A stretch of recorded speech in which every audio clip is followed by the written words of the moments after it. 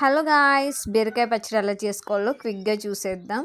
ఒక బీరకాయ కొంచెం పొట్టు తీసిందండి, 2 టమాటోలు, 10 పచ్చిమిరపకాయలు, అలాగే ఒక ఉల్లిపాయ తీసుకోవాలండి. వీటిని ముక్కల కింద కట్ చేసేసుకోవాలి. మీకు ఇంకా ఎక్కువ స్పైసీనెస్ కావాలంటే ఇంకొక 13 పచ్చిమిరపకాయల వరకు తీసుకోండి. నెక్స్ట్ స్టవ్ ఆన్ చేసుకొని కడాయి పెట్టేసుకొని ఆయిల్ వేసుకోవాలండి. ఆయిల్ అయితే ఎక్కువే పడుతుంది దీనికి, ఇది పచ్చడి కాబట్టి.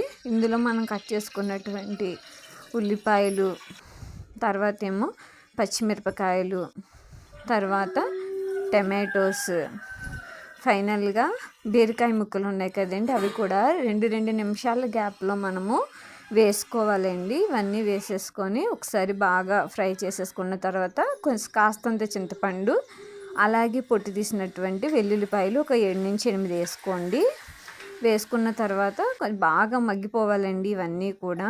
అంటే బాగా మగ్గిపోయిన తర్వాత మనము పసుపు, అలాగే రుచికి సరిపడా సాల్ట్ వేసేసుకొని ఆయిల్ పైకి తేలేంత వరకు కూడా బాగా మగ్గనివ్వాలండి.